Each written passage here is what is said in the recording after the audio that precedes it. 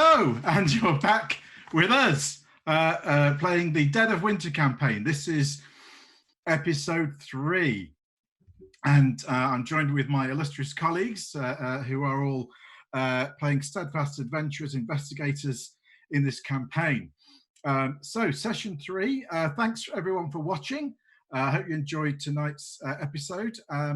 Lynne, I believe you enthusiastically volunteered to recap on what happened last time. So over to you, Lynne. That's not quite how I remember it, Mike. You rolled a dice and told me I was doing it. You're revealing the magic now. No, sorry. Anyway, so yes, well, basically we got on a boat and we sailed to Russia. Eleanor was terribly, terribly concerned that her brother wasn't going to be able to come with her, so she brought a jug of water, which she carried round with her for quite a long time, much to the bemusement of our fellow passengers. And on the boat, as we were travelling, we were introduced to various interesting and sundry characters. So there was Sir Felix Brearley, who apparently is something to do with Gilbert and Sullivan. Although he described himself as a choir master and was actually quite low-key about everything. There were an artist lady who was following Georgina around, whose name completely escapes me. Grace Mallory. That's the one. There was...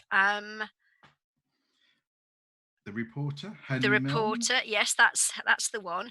And we had to go to lots of lectures about various aspects of Russian and Soviet history, which were thrilling. And there was someone called Stanning as well, I believe. Yeah, sorry, Lewis Stenning. Who was the economics professor. That's the one. And we had 2 liaisons called Popov and, if I can read my handwriting correctly, Laskin. Yeah. Yay! They're your official tour guides. Yes. One of whom is, well, I don't trust either of them as far as I could spit them, but one of whom had some very interesting information to tell us about who'd signed our visas. Some very strange character who everybody believes is a wizard. Which was slightly alarming. So we were wondering whether he was the person who'd been talking to our contact who sent us those letters. So yes, there were lots of lectures, lots of socialising. Eleanor's brother arrived. Georgina's fiance also arrived. And quite interestingly, we can all see and talk to each other's visitors, which came as something as a surprise. And just as we were having a lovely conversation, there was a horrible noise from the front of the boat and a cry of Zalozhny. Indeed there was. And just to backtrack very slightly, just in case you missed this in the excitement towards the climax of last episode, Robert, Georgina's visitor, did mention something kind of interesting that you may or may not really have picked up upon, but mentioned that there was a woman called Anna, possibly a Russian lady, with striking violet eyes and long brown hair and wearing peasant's clothing, and she had spoken to him or something like that, and that had mentioned something about a lake. And that Robert and the other visitors like him were something, well, like in another world or something is what Robert said. But just at that point, as you say, there was a kind of a blood-curdling kind of shriek down towards the stern of the boat. You're on the kind of the upper deck on this kind of raised area that kind of on either side of the main kind of cabin block, and you were attending this soiree in the evening, and you would go all kind of eventually made your way onto the deck, and we're taking in the scene, talking to Robert the visitor, and also trying to manage Grace, who had taken an interest in following you all around and asking lots of questions. Excuse me. And as I say, this horrible scream happens, and you see this figure coming kind of up the stairs that lead down towards the stern deck of the rear of the boat. This kind of humanoid kind of figure, kind of in the kind of the semi light, appears kind of naked, but there's something not right about the form. The arms are kind of crooked, and it's kind of maybe a slightly hunched kind of shoulder, and something not right about the head either. That you kind of make out. It fills you with this kind of this sense of dread, and this it doesn't feel right at all. And this seems quite a threatening kind of figure, kind of emerging up these stairs and kind of making its way towards you. And at that point was when Robert shouted Zalozny and pointed in the direction of the creature. If I remember correctly, Francis has got your penknife or your knife on you. But I'm pretty sure most of you are, wearing evening attire of some kind, of probably aren't carrying around baseball bats and guns and things. What do you want to do? This thing is you're the only people on deck.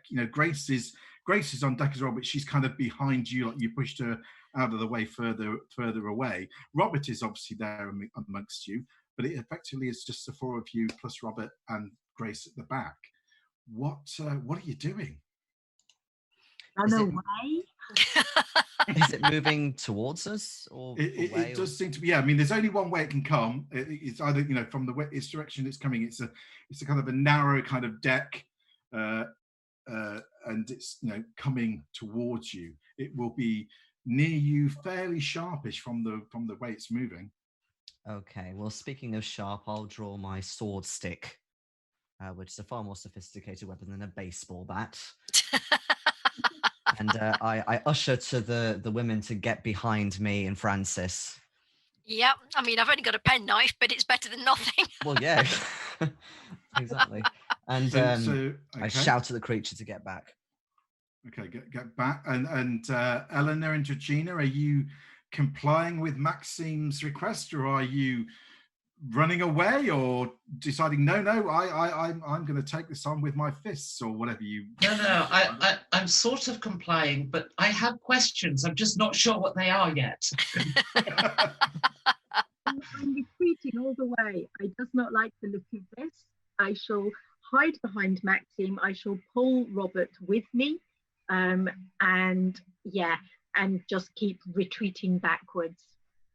Okay, as this thing kind of comes nearer, within I don't know 5 or 6 yards of you, you can see it is this kind of, it is humanoid, but it's about maybe nearly even 8 feet tall, but it's crouched down, so it's a bit kind of misleading. But its arms and legs are kind of twisted. They don't look right. It's like it's deformed or something, and the skin is kind of this kind of thick kind of hide, kind of flesh, patches of hair here and there, but they're more like tufts of hair rather than covering it. Its head is human-like, but it's got a kind of a big bulbous lump on one side, and the mouth is kind of misshapen, and you can see these kind of crooked, kind of jagged, yellowy kind of teeth, and these kind of one eye is larger than the other, and kind of just looks horrible. And so could I have a sanity roll from everyone, please? I thought you were being a bit slow there, Mike. I was building it up. He's gone. Oh, I think I made it. Good. I made it too. Just about. Yes, just, but still made it. Pass it. Yes, just. You all passed. Mm-hmm. You are indeed all stout and steadfast, but you all still lose 1 sanity point because this is an unnerving, unnatural thing approaching you, and there are possibly some some shrieks as it kind of the moonlight catches its face, and oh, you know, and so forth. And but the two, you know, the two of you at the front stand firm. What you know, it's going to be on you. Are you waiting for it to come to you? Are you I going to see suggest what it does, or are you launching at it, or? I suggest a careful retreat. So get the ladies inside, alert the crew, who hopefully will have better weapons than we do, to come and deal with this thing. But I have questions. What's happening? Why can't we have our loved ones? What is going on? I'm not sure that's actually going to be able to answer us, Miss Wright. Why not? It does not very friendly or helpful. Miss Sullivan, does your fiance know anything about this? Or are they all the while sort of like backing up and trying to push them towards getting out of the way? Is Robert being like, you know, is he coming with us, or is he at the package, or is he being scared? He's coming with you. Okay. So he's backing away with you. In fact, you know, equally kind of pulling you back, kind of to safety in that way. But his eyes are, you know, he's doing kind of pulling you back, but his eyes are on the thing, kind of watching it, and you know, it's kind of even though he said, you know, called out this name that presumably of the name of this creature, the Osney, you can see in his eyes there's just some sort of recognition, but certainly even more than that, fear is in his eyes. Well, I don't think this is part of the tour, so I suggest that the tour guide should do it. Okay. Just to, you know, for Francis and Maxime, you know, if you wish to turn and run, you can do. You know, the option is yours. You know, I know you got weapons in your hands, but you know, that is an option, just to say. But unless you do that now, I'll wait for a pause, see whether anyone takes me up. No, it kind of leaps over towards you, but as you are prepared, I am going to allow you both to have the first kind of attack on it in that way. Technically, it is Maxime first, because you are slightly quicker than Francis. Yep. Yes. I was kind of waiting for it to either launch forward or do the strike anyway, so I could try and take it on the side as it does so. But Maxime is far engrossed in his Dutch courage and whatever. So he's okay. Well, it launches to strike. You strike as it goes. Oh my word! Yep, and that is a hit. It is a hit. I rolled 100. So hey. Definitely. Saved us some Dutch courage was needed. You definitely hit. Could you roll your damage, please? Absolutely. This is with the sword cane, yeah? Yeah, what have I got? Oh, I've got, okay. Interesting array of dice here. So that is 6 total. Okay. That's a good blow. You do, as it kind of leaps up, you catch it on its side and underside and kind of, you know, not only rake it, but actually kind of pierce through its side and pull out again, kind of creating a large wound. It cries out with this awful kind of very human sounding kind of scream, which is, you know, it kind of chills your heart as you pull the bloodied sword out of its side. But in that same instant, Francis, I hopefully stab it somewhere vital with a penknife. No, I don't stab it somewhere vital with a penknife. As it twists away from the sword blows, it screams in pain, and you come up on the other side to try and uppercut with the penknife. Because its arms are all in your way, it kind of obfuscates your kind of action, but it rakes you down the side and causes a wound, which requires a new dice I have to get out, which is and it's a 2 rolls of the dice, Lynn. Oh, God. 3 points of damage. Oh, that could have been a lot worse. It's still out. You see, it's got these kind of, I say long nails, but they're not talons. They're just long nails that kind of rake across your chest, kind of thing, and just kind of more, kind of cut through the material of whatever suit you're wearing, and kind of rake against the skin, and with one particular kind of digging in quite hard, and. Oh, actually, that's not too bad at all, because I've just taken those off my magic points instead of my hit points. I will take them off the right box now. Very good.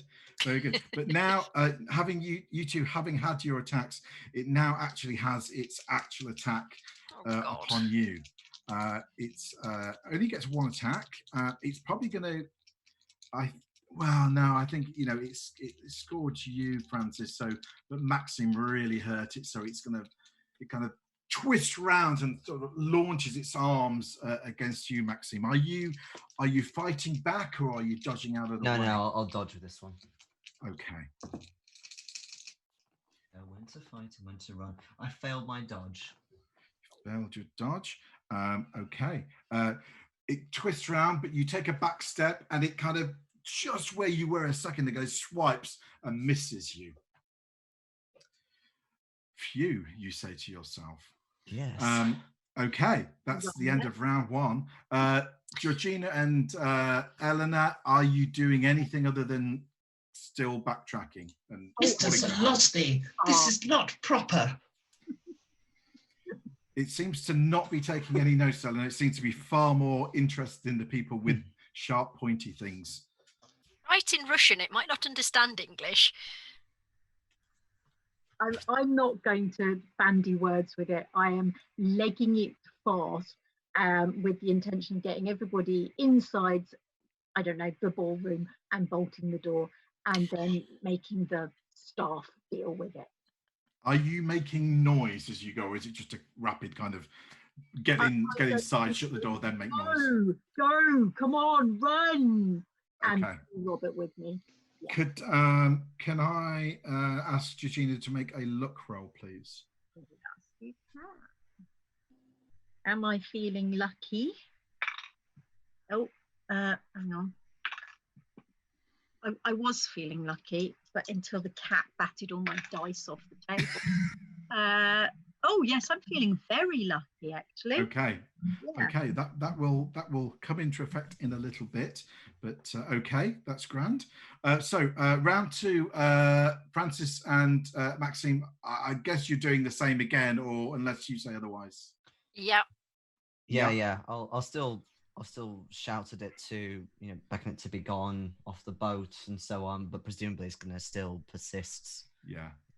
Okay, now we're into kind of technically regular combat. It actually is going to go first because it's slightly quicker than both of you. So it's going to randomly attack Maxime again because it still wants to get its own back for your strike, and it launches itself at you. And successfully how dodged. did you do? You dodged? I successfully dodged, yes. You successfully dodged. Indeed, you did. It tries again, but you are just so swift-footed. You just dance out of its way, and it leaving it unable to connect with you. But perhaps Francis, with its intent and focus on Maxime, gives you an opening, perhaps, as you go in, and this time get a bonus die because you are outnumbering it. Oh, right. Hey. Shouldn't Maxime go first because he's faster than me? Yes, because I just forgot and thought that Maxime's dodge was his go. So that's well done. Yes, Maxime, Okay. you do go first, Yeah, but you I'll, don't get the bonus, I'm afraid. No, that's fine. I'll counter them with a sword stick. Maybe try and get it in the leg. But unfortunately, I just miss. Yeah, I just miss. And although it's fighting back, it doesn't connect. You seem to have driven it into some sort of frenzy, and it's just kind of blindly striking out without any real kind of tactical kind of sense behind it. So it just, it's been quite ineffectual, which is another way of saying my dice are rolling really high. But Right. There you are. Right. I am going to spend 1 point of luck. Yeah. To turn that into an extreme Ooh, success. Okay. with my penknife. So that's maximum damage, isn't it? Seeing as it's an impaling weapon, so it's maximum damage plus rolled damage. So maximum damage would be 8, because it's 2d4 for me. Plus, come on, little dice, another 4, so that's 12 in total. Okay. Maxime has its attention. You sidestep in with a really strong uppercut. You go to kind of strike its upper torso, but as it moves, you actually carry on and with the momentum and strike it up through the bottom of its jaw and continue upwards. And it literally, by the time you've finished your upstroke, it's dead on the end of your fist with your penknife implanted in its head somewhere. And literally you feel the full weight of it on your fist, and you kind of drop down and it just slumps to the floor. Well, jolly good, Francis. Good show.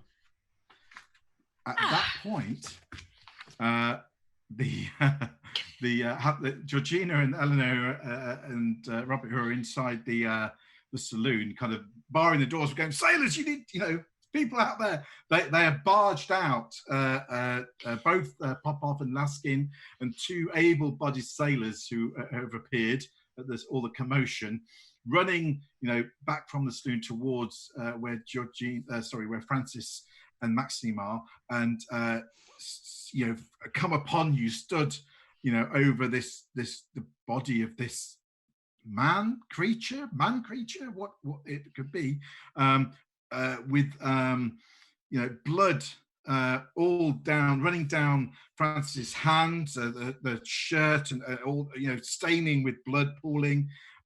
It's quite a sight. They turn where they look up at you two, waiting for you to say something.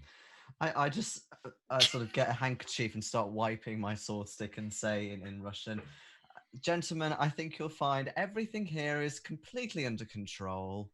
We no longer need your help, but thank you for coming so swiftly to our aid." I don't suppose the ship's doctor's free, though, is he? Because I might need a sticking plaster.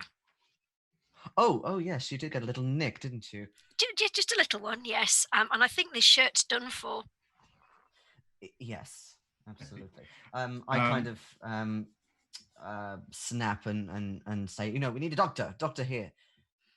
Yes, of course. Laskin is, oh my good gracious, and he's kind of like tending to you. Say, I take you to the doctor immediately. And at this point, Lieutenant Kiriakin appears. What is all the fuss? And looks at all.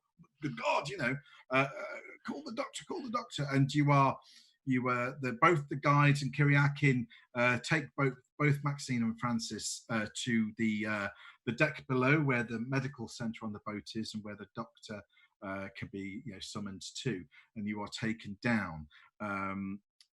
Georgina and Eleanor, are you coming out at this point, or are you staying in the saloon? No, I want to come out. You kind of got the word that the commotion seems to be over. Yes, well, I have questions for this naked hunchback, Mr. Zolotchny. What? I shall accompany her. I'm quite impressed, actually. I have to say, Georgina thought that Maxime was a bit of a fop, but he seems to be quite handy with a blade. And as for Francis, getting it with a penknife, wow. But suddenly, the boys seem to be actually quite useful. I may stick closer to them next time, as they seem to have proved themselves a bit handy. Very good. So I shall go down and make sure that they're all right. As you decide to go out, Georgina, you turn towards Robert to see if he's following you, and you see that he is no longer there. Could I have a sanity roll, please? Yes, you may.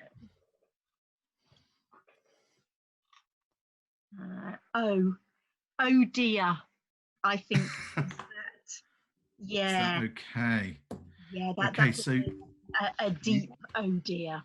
you lose 3 points as you let out an audible kind of cry, and the kind of as you pause and your heart sinks once more that this, this strangeness still, continues to confound you.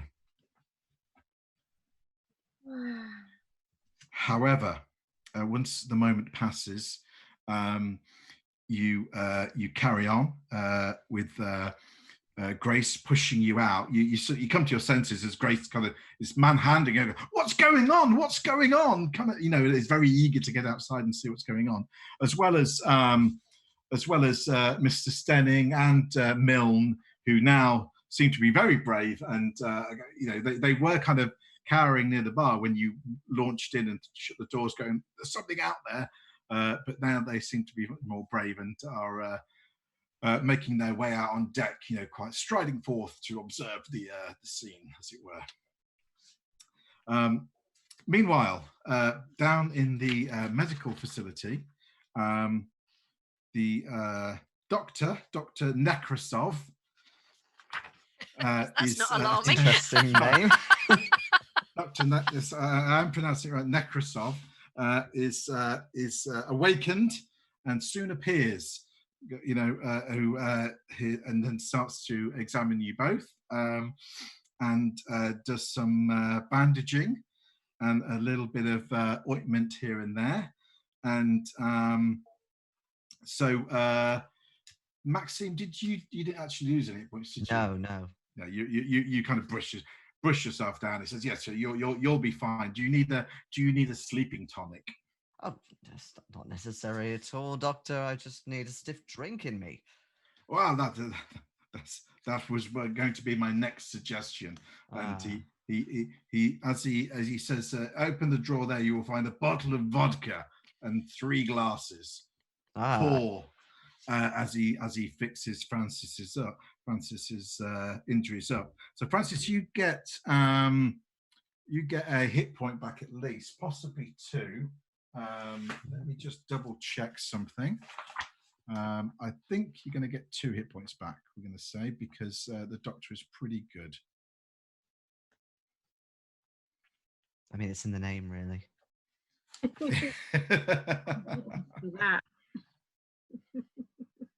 Yeah, you're going to get 2 hit points back for his attention, and you are suitably bound up. It's you've got a big bandage basically going around your torso. Your hand cleans up with a wash. There's no obviously injury to that, and to boot, you get at least a good 2 measures of vodka. I pour out a particularly generous dose for you. Yeah, the doctor downs that quicker than you two. Says, "Right, I'll have another one now. Thanks very much." Getting me up in the middle of the night. I was in bed. He says, and he then says, "So what caused this?" And as he says that, these sailors and Kyriakin kind of walk in carrying this corpse and dump it on the table. He says, "I see." Yes, that. Most interesting, he says. And with that, with having finished a couple of glasses of vodka and you're all bandaged up, he kind of shoos you all out and says, "Now what you need is a good night's sleep. I will speak to you in the morning." And kind of shoos you out. Oh, thank him profusely on the way out. At which point, obviously, towards the end of this, probably following the sailors in are probably Georgina and Eleanor, but just as you kind of arrive, the doctor is kind of shooing everyone out, so to speak. It definitely seems, Georgina and Eleanor, that whatever this man thing was is dead. The sailors are sort of all kind of looking at it, going, askance, kind of, what the hell is this? Who is this? Where did this come from? It's obviously a naked hunchback stowing away somewhere in 3rd class. And Kyriakin is stow away, and you see him kind of puzzling about that for a moment or two, and he turns and once the doctor has shooed you all out, he says, "Yes, sleep now, and we will speak more on this in the morning. That we must decide on what is to be done. And with that, kind of disappears into the medical facility and shuts the door. Okay, well, if you want to be alone with it, fair enough. Well, I'm pretty certain it's dead. Well, two things are on Maxime's mind. One is, like you said, it's a little terrifying. He's shutting himself up in a room with this thing that we just killed. But also, I wait maybe a couple more seconds just to hear if he twists a key in the lock that we could potentially nick in the near future. Ah, okay.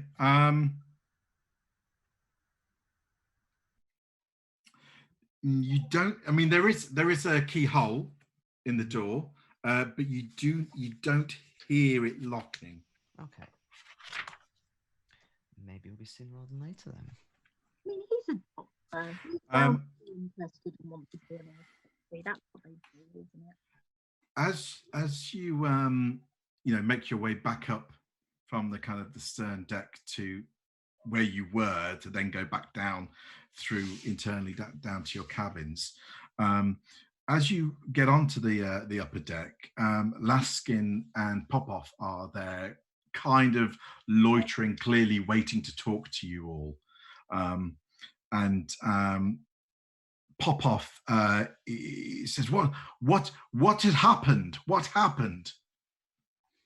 Well, we were on deck, getting some fresh air, when that thing shambled towards us, obviously with unfriendly intentions. So we defended ourselves and the young ladies. They must have come aboard in London, says Popoff. Stowaway. I have no idea where it came clearly aren't from. Soviets. Well, they don't look particularly British either. He seems unconvinced, but Laskin is this. Well, this is just bad for the tour.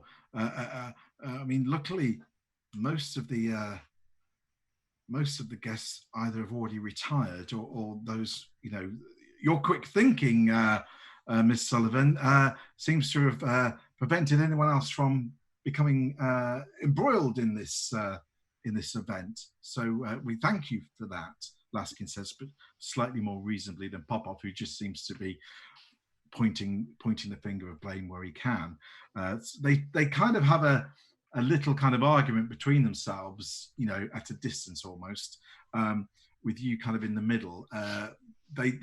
Popoff is kind of pushing for, are you sure you didn't see anyone in London loitering and, stowing onto the boat, perhaps? Not absolutely positive. London's a doesn't busy seem place. very convinced, but it's still possible. Unless somebody swam the length and breadth of the Baltic Sea to get to us. Well, it wouldn't be someone from London then, would it? Says Popoff rather snidely.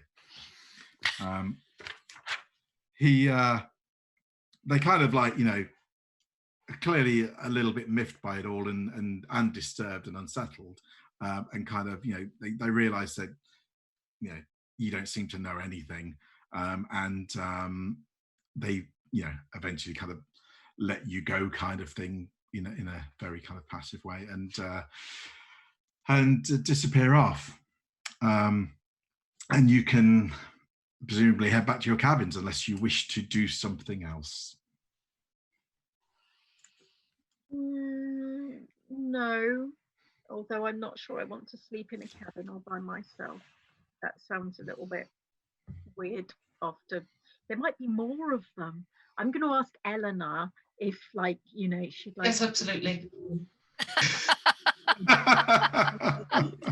The same thought. Wonderful. The men were very brave, and obviously, Francis with his penknife. But even so, I just don't feel very comfortable being by myself. So thank you. I have neither a penknife nor a sword stick, mind you. No, I have a pencil. myself too. We'll lock the door. We'll lock the door. It will be fine. And we're probably not going to sleep a wink all night. No, I don't think so.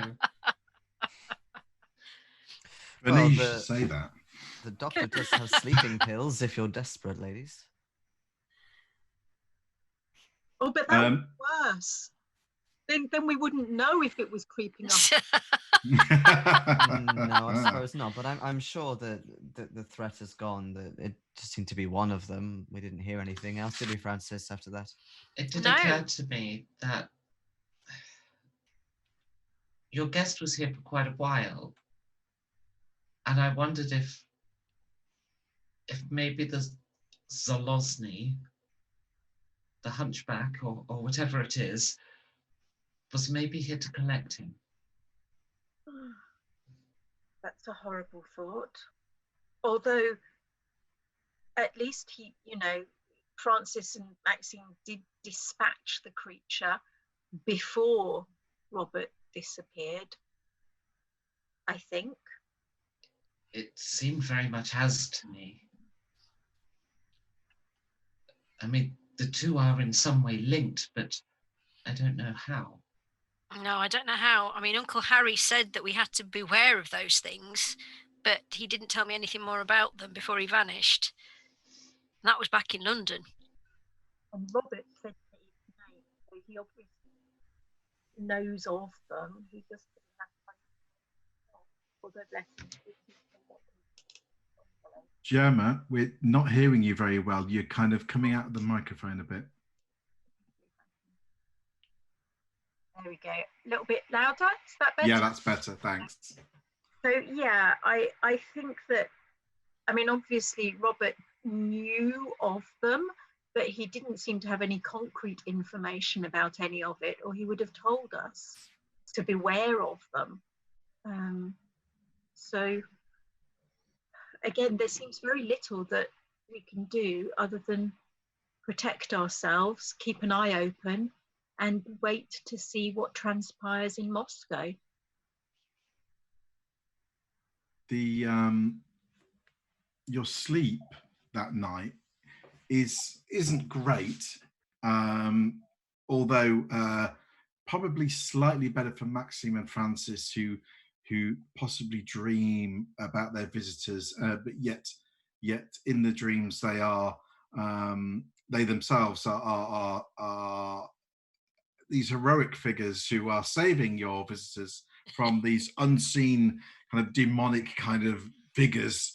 You seem to be battling them in dream, but you seem to overcome.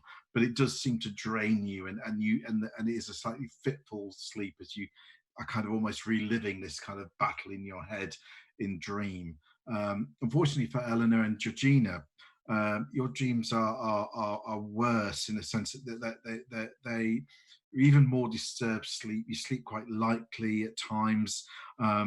You wake at the slightest noise or the slightest kind of shake of the boat upon the sea, you again, your dreams are filled with your visitor, but also with this kind of Zalozny and your mind kind of forming connections, and so, even to the extent that sometimes Georgina sees Robert, and then Robert turns around, but it's got the face of this creature kind of thing, and kind of quite nightmarish, and as I say, not very good sleep, and you both wake up kind of wishing you had maybe have had a better night's sleep really, and wake up a little bit tired, but nothing terrible, but you are feeling it in the morning, and possibly in the morning you wake up with one of those kind of momentary resolutions in your head, as in, perhaps I need a penknife or something. Everybody needs a penknife. Yeah. Random piece of cutlery from the kitchen.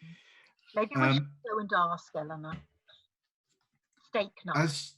As you leave your cabin to make your way to breakfast and perhaps to pilfer the silverware, you You are stopped by Lieutenant Kiriakin, who's loitering around on on your deck, and if not on your deck, there's a sailor loitering near your cabin.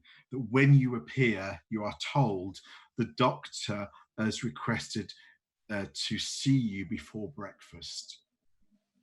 If you would be so kind as to follow me. Okay. Before All right, breakfast, well. I'm curious. Well, at least it's before we're eating.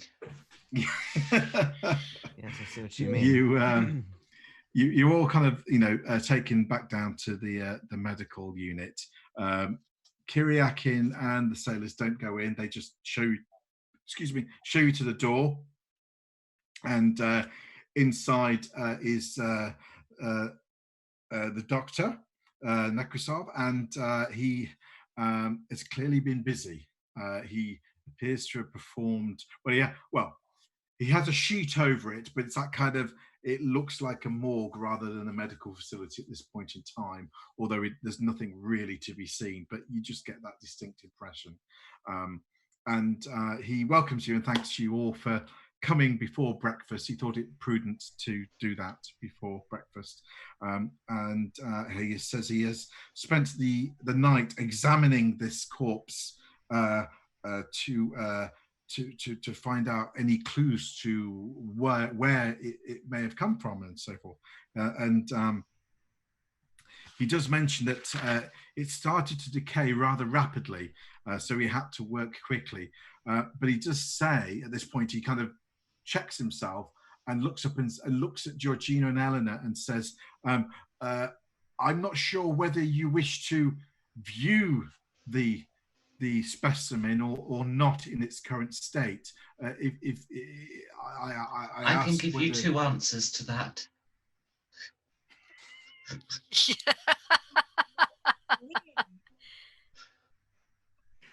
So if you don't go, he carries on. He says, before he does anything, he wants to ask you some questions, and he says, I want to ask, how did it behave when you first saw it? Hostile? Menacingly? Yes, it was certainly advancing on us. It moved towards you specifically, or were you just in the way that it was going, do you think? I think we were in the way. You don't feel it was purposefully coming for you? It pounced at the last moment, but weapons were drawn at it. I wouldn't say it wasn't menacingly walking towards us. I mean, it was hard to tell. It was dark and it was scary. He turns to Francis and says, how would you say it was aggressive? Yes, I mean, you saw the damage it did to me. It leapt on us as we were covering the ladies' retreat. Would you say like an animal defending its territory, perhaps, or more than that? I really don't know. I mean, I've got no idea where it came from. I mean, does it normally live on this boat that it would consider it its territory? He just sort of nods. Mm-hmm. It definitely had animal-like behaviour, that's for sure. Did it carry anything? No. No. I don't think so. He kind of looks, he nods and you see him kind of thinking, but his face isn't really giving much away. He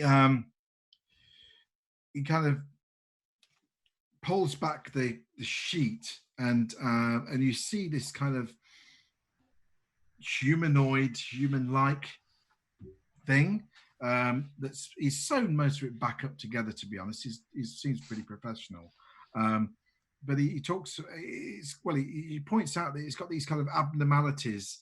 It's got an undersized, he talked about having an undersized brain and brain pan, and the eyes are clearly different sizes, but also quite animalistic. They kind of they're almost human, but they're kind of more kind of one is you kind of swear was like a goat's eye, that kind of strange kind of goat's pupil.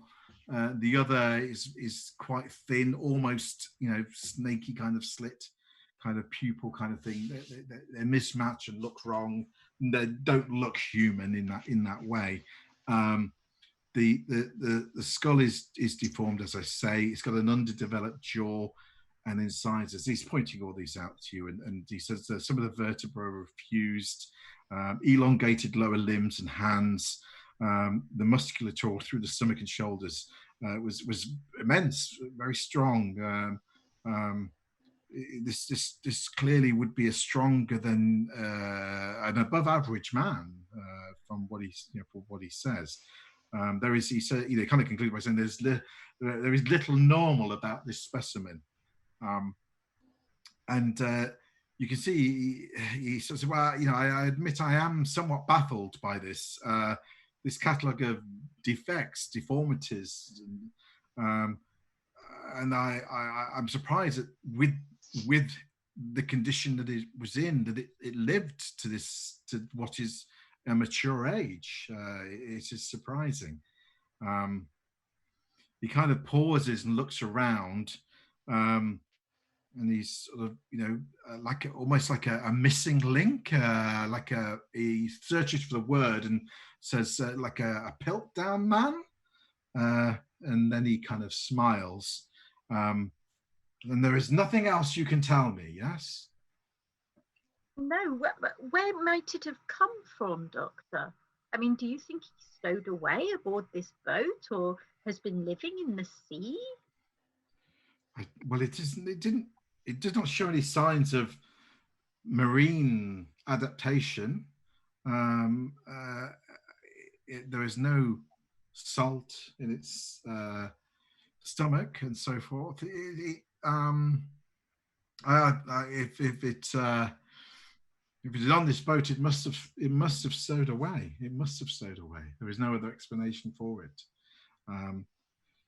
It is an impossible thing. It's like a child's drawing, crude and unfinished.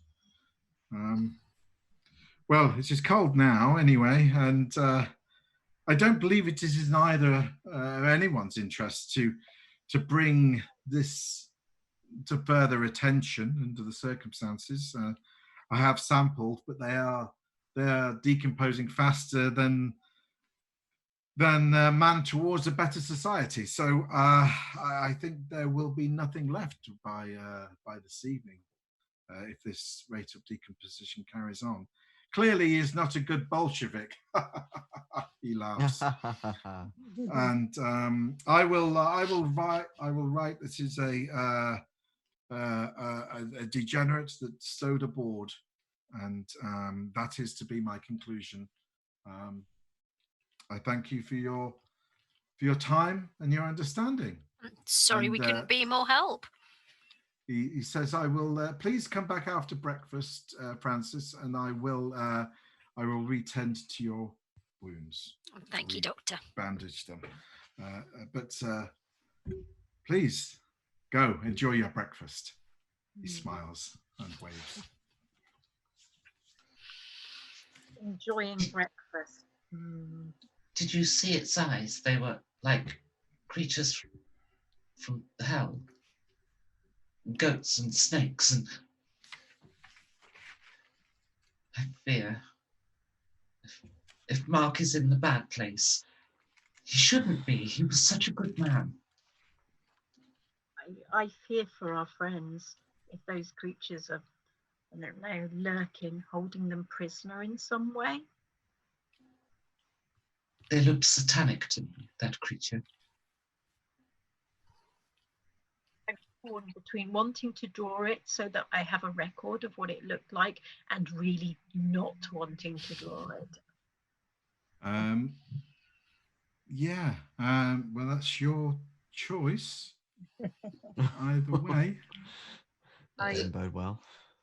I think I might, if I put it down on paper, it might get it out of my head.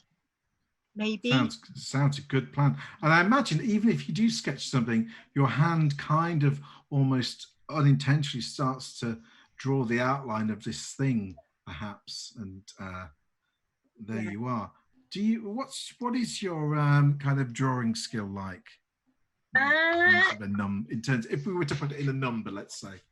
Okay, well, I've got more sculpture. I've got art and craft, but sculpture is at 70. Okay. I'd say kind of drawing is probably my secondary skill rather. Okay. Than, they are all allied to some degree. Could you just give me a roll, and this is just to kind of, to see how much you remember really in terms of the detail that you put into it rather than what it actually looks like. All right, I have got 67.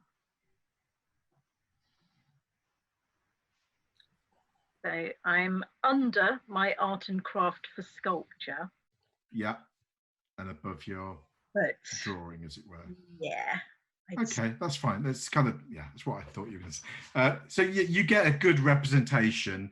It doesn't capture, it's not like a lifelike thing, but it is a good representation. It is enough that when you and any of you, if you look upon it, it brings back the memory of it much more vividly, even though you haven't quite captured it fully in paper. Okay, cool. I presume you're eating breakfast and are not, setting fire to the ship or anything like that. And not while we're on it. That's We'll wait till we get to harbour. Yeah, I was going to say. That's later on. Okay, fine. Okay, so after breakfast is very nice. There's some cold fish and all that kind of, pickled roe and all that kind of malarkey. But after breakfast, while you are kind of taking a little promenade to get a bit of fresh air and flutter the cobwebs away from an uneasy sleep and so on, Kyriakin comes to find you all again and asks, would you join him in the officer's wardroom? He would like to just put a final full stop on last night's events, if you would be so kind. Absolutely. Well, of course. Suppose. He Can I have managed to pinch some silverware, please? Just like yeah. When you say silverware, you take like knife and fork. You're trying to like actually get like a bread knife or something. I'd quite like to go for something a bit sharper than a butter knife. So, yeah, something with a little bit of pointy. Well, probably the easiest thing would be a bread knife, because there'll be at least a couple of those out beyond the kitchen. So you could try and palm one of those, as it were. I will accidentally borrow one of those. Okay. I think it's probably really more or less easy to do. And it's not a case of how well you can just shove it in your sleeve or whatever. It's more a case of, is anyone else watching that just happened to see something. So I think it's your call. You can make a luck roll or a sleight of hand roll, whichever one you prefer. Okay, I'm going to go for a luck roll because my sleight of hand is rubbish. Okay. All right, let's try the luck. Because my luck is good. Yes. Yeah, okay. I made that. Yeah.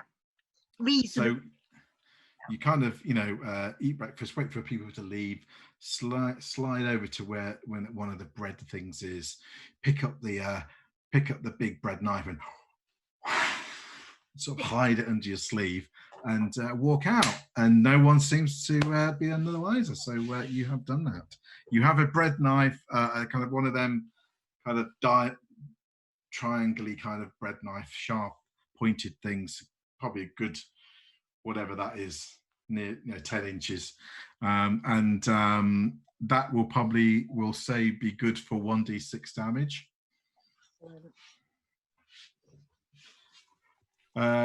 So just as you palm this up your sleeve, you walk out, think, I'll just get back to my cabin and put this away, is when Kiriakin kind of catches you, and you're like, oh yes, hand in pocket so the knife doesn't slip down. So throughout this scene, you're keeping it hidden. You enter into the wardroom, and you find that Popoff and Luskin are already in there, sitting, waiting for you. They stand up when you get in, and Kiriakin comes in as well. So there's 3 of them and the 4 of you. Kiriakin speaks, and he's the first one to say anything. And he says, "Do you have any ideas or knowledge of the identity of the person that attacked you?" They didn't respond to me asking them questions in English. So I don't think they spoke that language. Very good. Did they at all react when you spoke, even though they didn't understand? Did they were they aware that you were talking to them? Well, they would certainly have heard it, but they leapt forward moments later and ignored my shouting. So that's what happened. No sign that they understood us. Okay, very well. We are agreed that this unwanted passenger must have illegally been on the vessel. We have checks with all crew, and we have to conclude this person was a stowaway. And on behalf of the captain, I apologize for your experience, and want to check that you have received all proper medical care that you required. Oh yes, definitely, yes. The doctor's been very good.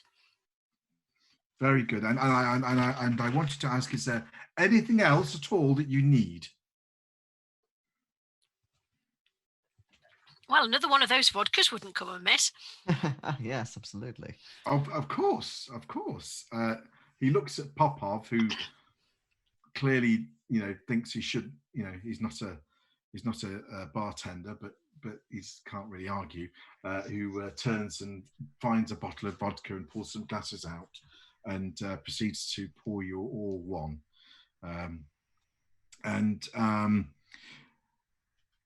As he pours a drink, Popov kind of actually smiles and says, I add my apologies. I hope you feel able to continue on the tour and put this behind you. Dismiss it from your thoughts, yes? As he hands you a vodka each. Well, yes, we can't let a little thing like that put us off this tour. It's, we've travelled a long way for it. Would you like to make a psychology roll, anyone? Yes. I'd love Where have I put my dice? Except Pass. terrible. Pass, okay. Oh yes, that's a pass. Okay, you can have ticks if you pass. Yay! Pop-Off is a little easier to read. You can clearly tell that Kiriakin is now kind of playing the kind of, you're not going to blame us, are you? Kind of. Wants to just make sure things are okay. Pop-Off is kind of the same, but obviously not in terms of the ship, but in terms of the tour and how this will reflect on him if you go about kind of, saying and then after the party, they had a monster that attacked us. So you can tell he's kind of quite nervous, and he's clearly pulling out the stops to be nice and hope that you don't make some sort of fuss about this or cancel the tour because that might reflect badly on him. Ultimately, that's what you're reading from the psychology roll. Laskin just seems pretty cool. He just seemed genuinely, he just nods and he seems genuinely interested in Francis in terms of, your wound's okay, that kind of thing. The doctor's seen to you, hasn't he, and all that kind of stuff. Who was it that told us about the visas? Was it Laskin? Laskin is the one who appears to have been the most friendly. Yeah, but he's also the one you decided to not trust. Yeah, because he was being friendly. Yeah, just yeah. Suspicious nature. But who was it that told George? Was Georgina, wasn't it? Who was it that told Georgina about our visas being signed by the wizard? I believe that was Laskin, but Popov did ask you. I think Popov asked you first about it. He didn't tell you anything, but he said, he asked you about your visas, and then it was Laskin who later revealed why he was asking that, because they were slightly unusual because of their timings on them. Thank you. And with that, another shot of vodka, they bid you good day and say that you will soon.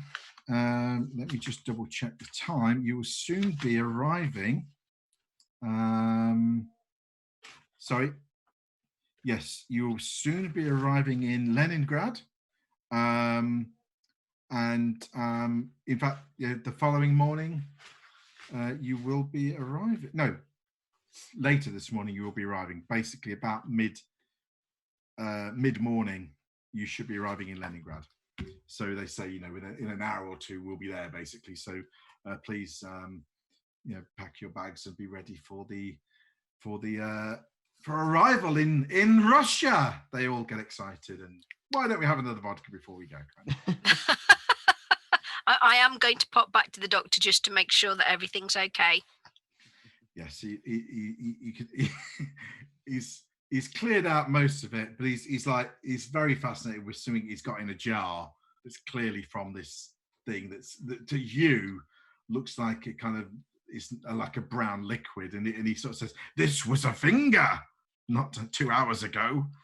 And that's all that's left. Just good. Oh no, the rest I put in a bucket, and it is gone over the side. The smell was getting too much. And the finger did that just turn to liquid in the last couple of hours? Indeed, most peculiar, he says in a slightly non-Russian way. He then rebandages your wounds. He says, "Yes, sir. That's yes, sir. They're all fine. Just keep them clean, and I will give you these tablets, and they will help to stop any resultant pain and so on. And you keep taking the pills, and here's some extra bandages. Rewrap the wounds in a couple of days, and there'll be somebody at the hotel, or the tour guides will find you a doctor there." I suppose you've got a bottle of iodine as well, do you? Just I have not enough to spare, I'm afraid. Well, worth a try. Thank you, doctor. But he does, just clean everything up again, and you're all good to go. I'm going to try and fashion some sort of scabbardy thing for my bread knife, just so I can actually carry it on my person, because I'm seriously twitchy now. I do not like getting by.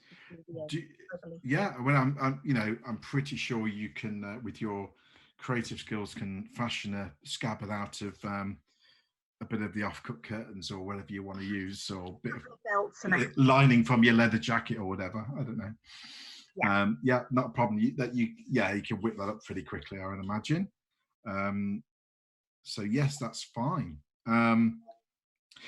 So just before we arrive in Leningrad, you have this, most, 2 or 3 hours, let's say, where you have effectively some downtime, which allows you an investigative development phase. Ooh.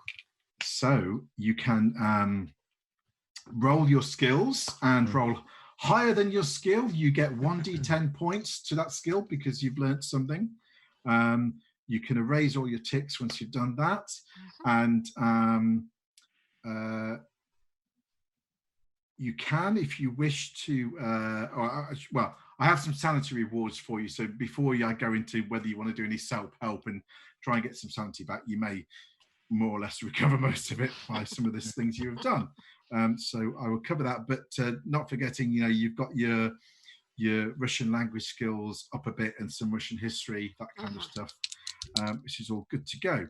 I'll do your sanity things, and then what we'll do is I'll do your sanity, and then we're just coming up to around about tea break time. So I'll do sanity. We'll have a tea break for 10 minutes or so, and then we'll get back to it. Okay. So sanity-wise, did you do this? No, I don't think you did. So you're not having that, but you did do that. You did. I think Francis and Maxime did have a hand in, dispatching the Quite literally. thing. Absolutely. So let's have a look. So Francis, you get 2 sanity points back, and Maxime, you get 3 sanity points back for that. The Georgina and Eleanor, while you didn't, have a hand in defeating it, you did act sensibly and protected other passengers technically. So I'm going to give you a little bit back as well. And Georgina, you get 2 sanity points. And it's definitely all Georgina. I don't think I was quite so sensible. Eleanor, you just get one. You get 1 point for keeping yourself out of trouble. Yeah, there you are. That's everything. So we will take a short break and be back in about 10 minutes or so. See you soon. Yay. Hello again, we're back. And this is part 2 of episode 3.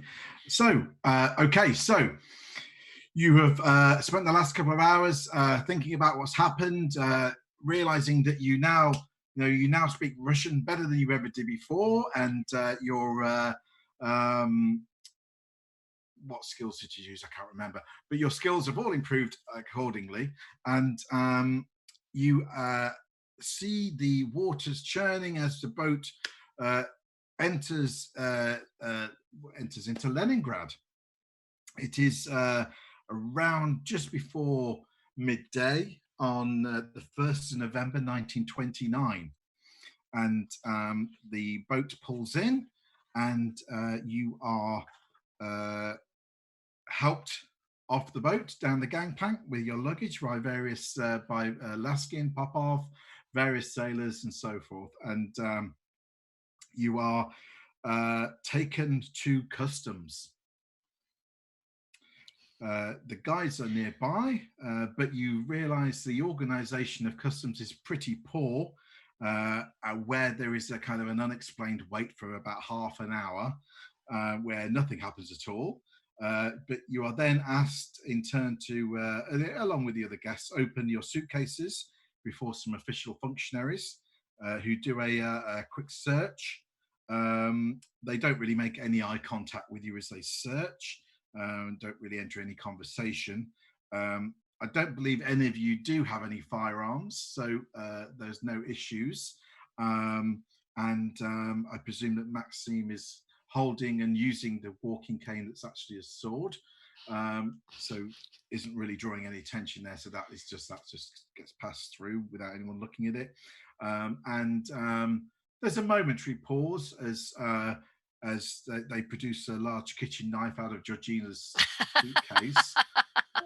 But again, it's not an illegal weapon in that respect. So they just put it back in, and you carry on your merry way. You go through the port buildings with the other travellers, and at various points, people like Grace and Mr. Brearley, nod and pass the time of day with you and make conversation as you're waiting. You come out and see people everywhere. They are sleeping, queuing, shuffling, standing, milling around with bundles under arms, suitcases and hampers and sacks of cucumbers and loaves, or pushing four-wheeled carts. There's many women who either are pushing a baby around or seem to be pregnant. They all seem to wear bright kerchiefs on their heads. But there is a mark of abject poverty everywhere. The men are scruffy. They look tired. Their eyes are drawn. Most are relatively clean-shaven. There are numerous ethnicities, Asian-looking people, Eastern-looking people, people with short hair, some dressed in quilted jackets, others with shaven heads and strong features.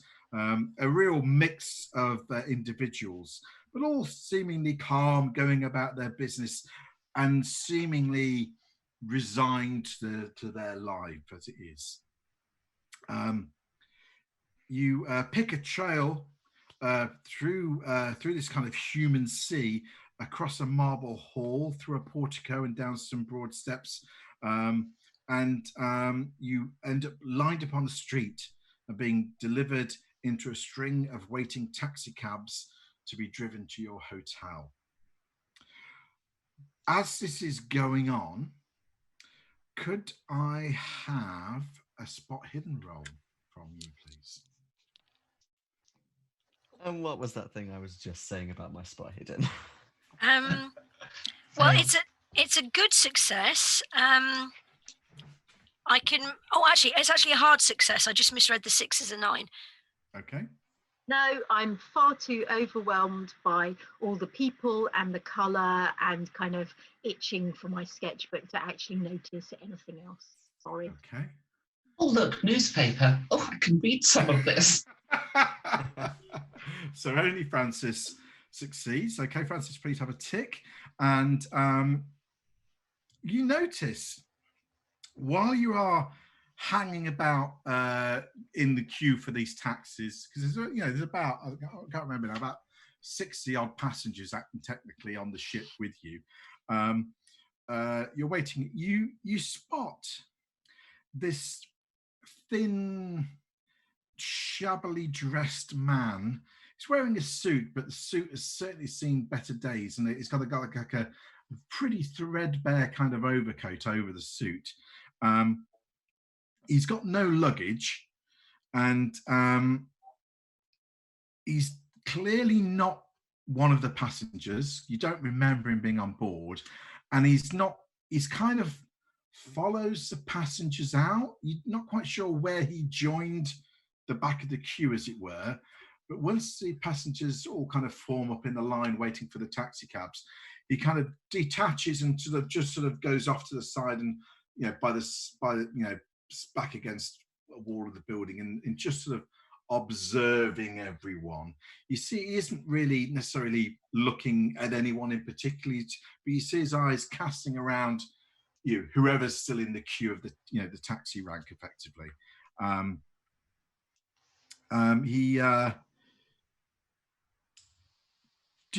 The question is, he's obviously looking over in your general direction. You notice him. Do you stare back, or do you just kind of pretend you've not seen him? I'm going to pretend I've not seen him, and very quietly just warn the others that there appears to be a shady-looking chap following the passengers. Okay. Duly noted. Obviously, the same question to the rest of you. Now you're told there's someone watching you. Do you just kind of don't look now, and then you stare at them, or do you not, pretend not to have seen them? Shady, where? I do the same.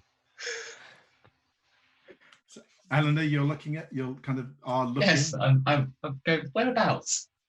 Okay. I'm going to have to make a show of play acting as if I'm pointing something out to her that is not in the direction of this guy. So it's just like, I don't see him anywhere. Okay. You maybe have got away with it.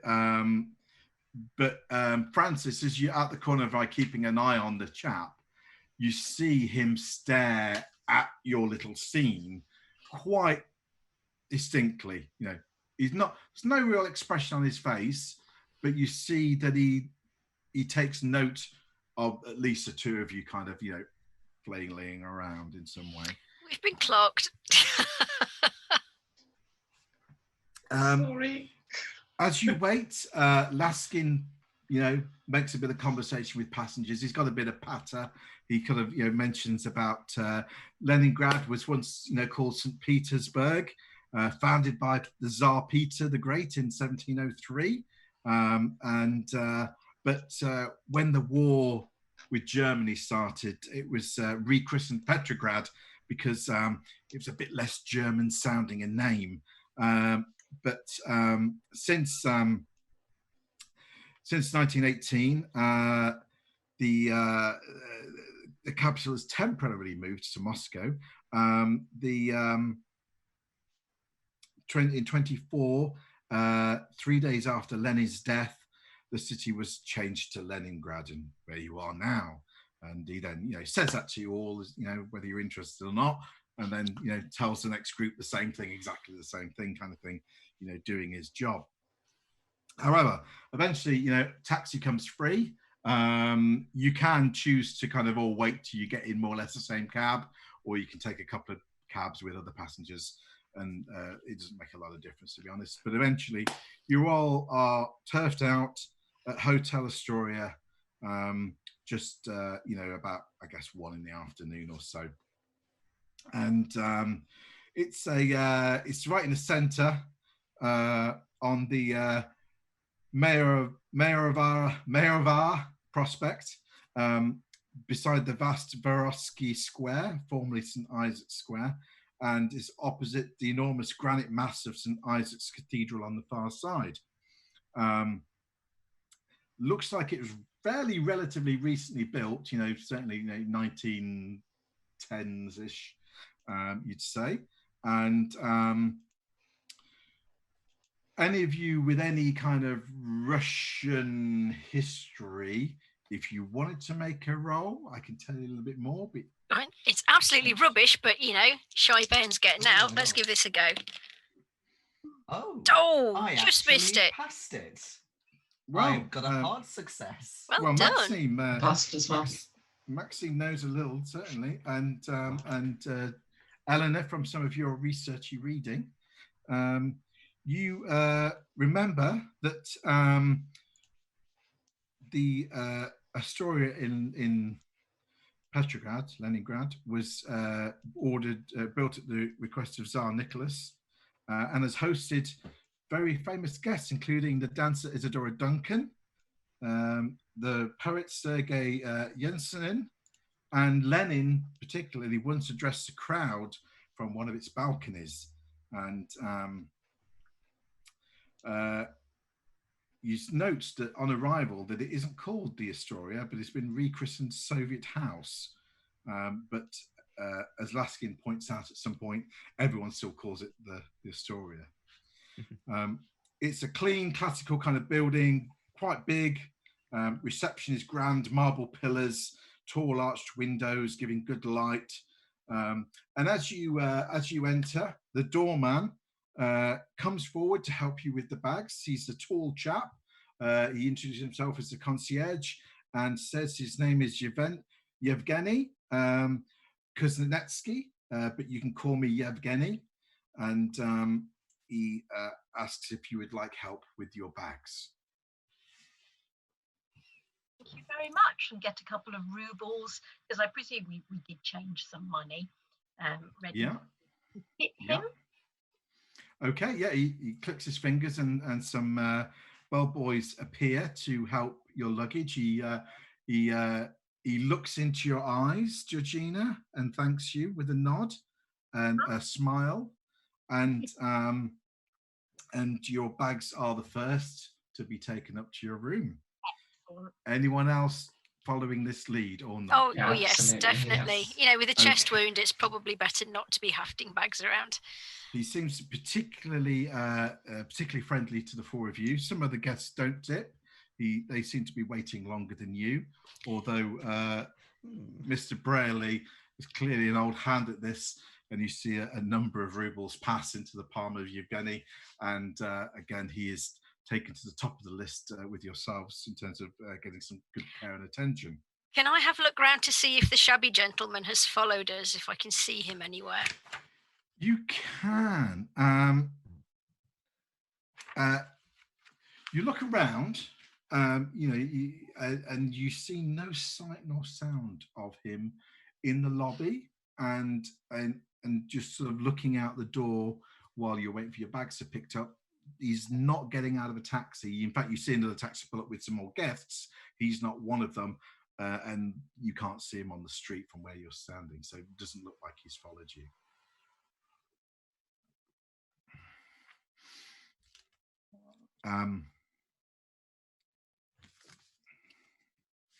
Okay. So your day one itinerary. So on the as you were waiting, one of the things Popov probably would have come by and sort of said after you've checked in a little bit of time, but in the afternoon, for those of you that would like to, start to get the full experience of the Leningrad, we have a walking tour of the streets and waterfronts, followed by an ascent of the dome of St. Isaac's Cathedral for a fine view of the city. And he mentions, meet back in the lobby in, I don't know, 2 o'clock or something like that. And for those who would like to go on the tour, but if you are tired and wish to rest, please avail yourself of the hotel and the streets. The square around the hotel is quite picturesque. If you just wish to take a short private walk yourselves, feel free to do so, and leaves you with that. So you're in your rooms. We will say. Because we'll say that you are pretty much all in on the same floor, more or less next to one another down one of the corridors. Can I ask, the letters we got from, I can't remember the name now, but the woman who invited us over here, presumably the violet-eyed woman, I would imagine. It does, yeah. Is there an address on that, and is there a part of this tour that goes near it? Yes and no. There is an address on the letter she gave you, but it's in Moscow, which is on your itinerary in a few days' time. So she's not in this city. I'm going to worry about her here in that respect. Also, with regards to my mother giving me an address to find her friend, if you will, do I know it's in Leningrad, but do I know if that address is nearby or fairly nearby? It's not. It's in the city. It's not a 5-minute walk. Fine. It's more of a taxi cab ride, or probably a good half hour to 45-minute walk, especially as you're not completely au fait with the streets. So you'll be able to find it eventually, but it will take you a little bit of time, is what I'm saying. Okay. You can get there quick with a taxi, but if you want to take a walk, you can do. I will just, as an aside, remind you that the British Secret Service did warn you that you are likely to be observed, perhaps followed by the OGPU, the Russian Secret Service, and that while that isn't, while they said that isn't an issue, they won't really do anything. They're really just watching you. When you certainly make contact with the palaces and so forth, you should try and avoid them. So I'm just reminding you of that in case the same applies to Sophia, Maxime, in case you don't want to you want to keep it private in that sense. But if not, just be aware, I guess is what I'm saying. As the words of Mr. Weston echo in your heads. Mm-hmm. Okay. So this afternoon, who wants to go on the grand walking tour and up the cathedral? Yeah, sure. Please, good to get the land legs back. Okay, fine. Want to absorb the culture, draw some things. Okay. I'm always going to presume that Maxime is carrying a walking stick that's actually a sword. Yes. I'm always presuming that Frances has a penknife because he's completely obsessed by it. Yeah, and if I've got an overcoat on, I'll have the truncheon in one of the pockets as well. Right, okay. Georgina, am I assuming that you always are carrying this kitchen knife in your inside coat or something like that? Yeah, well, no, I fashioned a holster. I'm almost imagining it's some sort of katana-y thing. At the back. Like, it's quite subtle, it's just sort of down the side, but it's quite easily grabbed. Okay. Because I'm getting super Fine. twitchy now. This is all way beyond my comfort zone. Okay. And Eleanor, You can assume that I'm always carrying a pencil and notepad. I was going to say a pencil, isn't it? So, okay, fine. You can do a lot of damage with a pencil. You certainly can. Somebody else can. Okay, you come down for the to meet in the lobby, and you're milling around. Most of the other guests have decided to do the same as you and join the tour.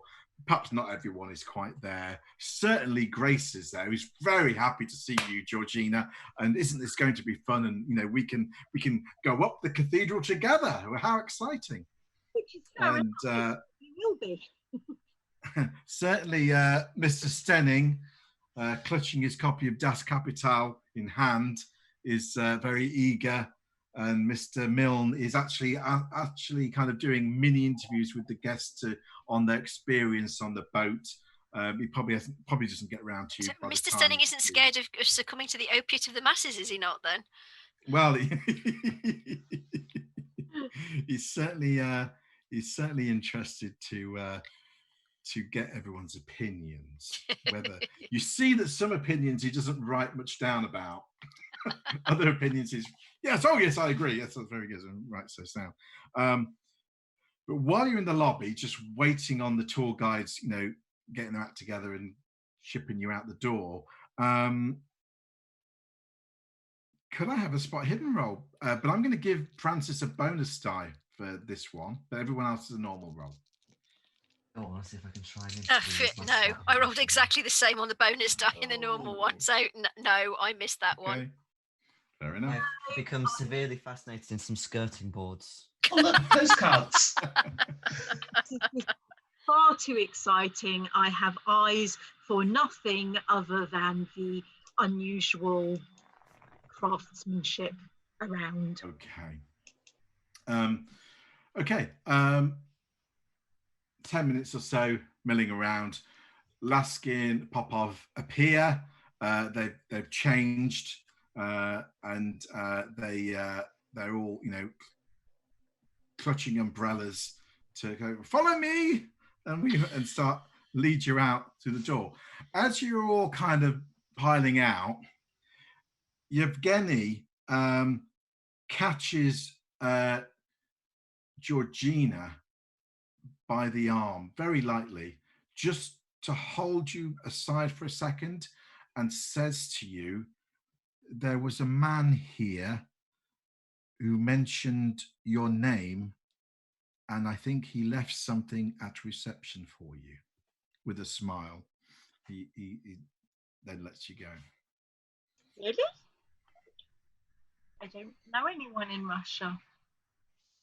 Okay, but I shall pop to reception before the walking tour sets. Okay, so you pop back.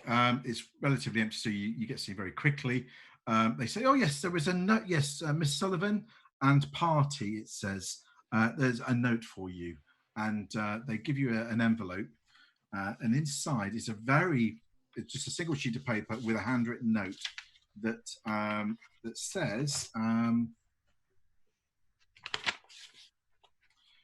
it says, when I find the bit of paper that I put it on,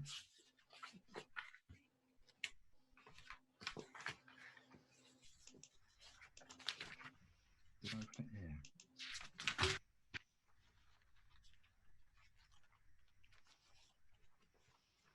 There with me. Talk amongst yourselves. Here you go.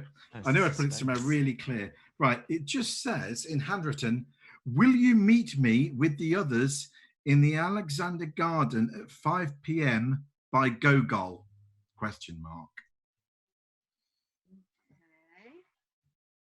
No signature. No. Well, I shall sort of grab the others and pull them back a little bit as the walking tour sets off, so that there's a few paces behind everyone else, and just sort of pass it around surreptitiously, so that they can all see and kind of do a little shrug at them. What time is it now? It's just gone 2-ish. You've got a 3 hours or so. How long's the walking tour meant to last? It is meant to be finishing. It's probably going to finish somewhere between 5 and 6. Okay, so we might have to sort of just sneak off. Yeah, if you want to make that. So who's? Does anybody know who this Gogol is? Oh, can I make a Russian history roll on that You one? certainly can. All right, let's see if my roll's any luckier this time. Hang on. There was no way I could get under 8 a second time in a row. Come on. No, my Russian history is not up to Gogol. This is Okay. I did roll an 08. That is an extreme success. Okay. Well, Eleanor, you kind of not sure if you're right or not, but you suggest, could it be Nikolai Gogol, the writer? Is it something to do with the writer Gogol? Well, it sounds a little bit as if it might be a statue if it's next to Gogol. Is he remarkable enough to have a statue? Yes, or a large painting. Well, I think so, but then again, I'm a Eleanor seems to writer. think so. Yeah, Eleanor seems to think so. Yeah. Is the letter written in Cyrillic? It is written in English. In English, okay. Interesting. Handy. Handy, but also certainly. interesting. But if they know who you are, they probably know that you need an English note. I would. Well, they should know that Maybe we don't anymore. Well, Our Russian's improved. Is it, well, you know. is it handwritten? I'm wondering if the It is handwriting, handwritten. Yeah. if the handwriting is similar to the letters we've got, perhaps. No, you can all easily tell this is a different hand. Okay. Wow, someone else wants to talk to us. We are popular. That's not necessarily a good thing, no. Sullivan. I'm a little concerned myself. Now there is I probably should have mentioned earlier, in the lobby of the hotel there is a kind of an old street plan of the city. It's clearly been there some years, but clearly the city hasn't changed that much over time. So you could, if you want to catch up with the tour in a second, or when you come back early, check on the map. You could do that. I guess you could ask Yevgeny or somebody in the hotel, depending on how much you want to announce or who you think you want to trust or not. But they're kind of options if you want to check out where you might want to go. Okay. So other than that, you eventually kind of chase up and join the back of the tour group. The guy you've got, Laskin is at the back, and Popov is at the front holding his umbrella up, shouting something that you can't really hear at the back. And if any of you look slightly quizzical at Laskin just sort of shakes his head. Don't worry, I will tell you everything you need to know. Don't worry. And he basically gives you a separate kind of, those of you at the back a tour. You could just say Popov shouting at things and pointing rapidly, whereas Laskin, says, "Oh, that's this is this, this is this." And it's all much more relaxed. But you do a quite a circuitous tour of the streets in the area, in the waterfronts, and eventually you do arrive back in the square and get to look around the cathedral. At this point, Laskin will mention that to go to the top of the cathedral, it's around about 300 flights of stairs, and is a good. It takes a while to get up and a while to get down, and all that kind of thing. That point, you may think to yourselves, is a good point while everyone is kind of spread out around the cathedral. Is maybe a good point to disappear off if you wish to do that. Yes, I think that would be a very good idea. But carefully keeping an eye to make sure that nobody's following us or... Okay, can I have a spot hidden roll, but no bonus time, I'm afraid, this time. Come on, there Yes. we go. That's better.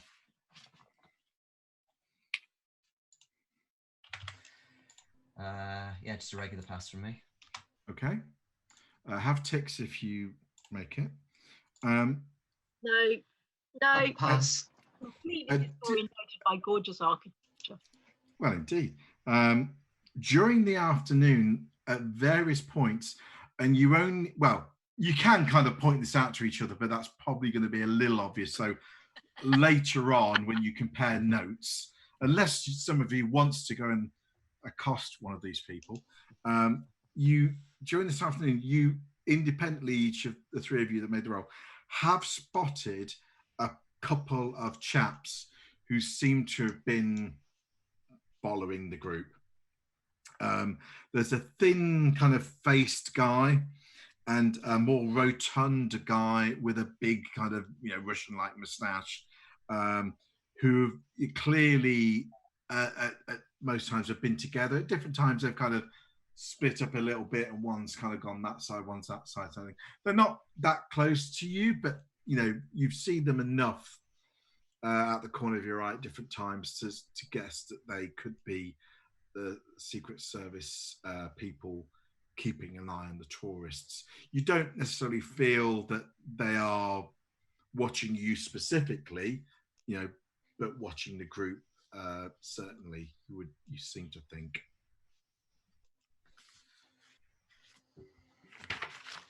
So unless somebody's doing something radically different, now is a good time to say if you are. We'll cut to you heading towards this meeting by Gogol. Yeah? Yeah. Slowly. Yeah. Are you just using your innate sense of navigation, checking the map, or asking anyone to find out where I will pop into Alexander the hotel and I will check the map. So I don't think it's a good idea to ask people where this thing is. Yeah. Okay, so you do a bit of surveying on the map. It doesn't take you long to find. There's a Alexander Garden off that way. It's not too far, probably a 5-10 minute walk at most. It's pretty easy to find once you work out. It's go up there, turn left, turn right, then it's there. So you find it pretty easily. In other words, large park or quite compact? It's quite a large park. Yeah, it's quite a large park. I'm looking at your map just in case. So knowing where the statue is would be a bit exciting. I have a map which I will make available to you on our special handout situation. I printed it out because I thought it'd be useful, but it's quite small. I can't read the thing on it. So I'm looking at the green bit that isn't green. That it taking a guess that it's about there. But yeah, no, I think it's reasonably large garden, and as this is slightly make-believe, it is not far from the hotel. There, I've done and said it. So, okay, so right.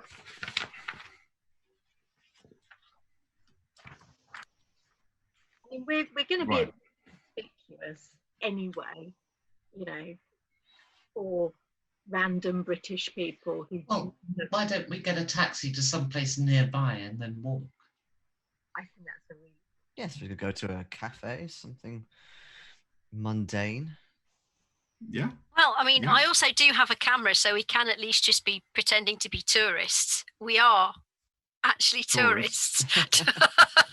It's a good cover. Yeah. Okay. All right. Well, you grab a taxi. You drop off at a coffee house. You more or less presume it's just down the road from the park.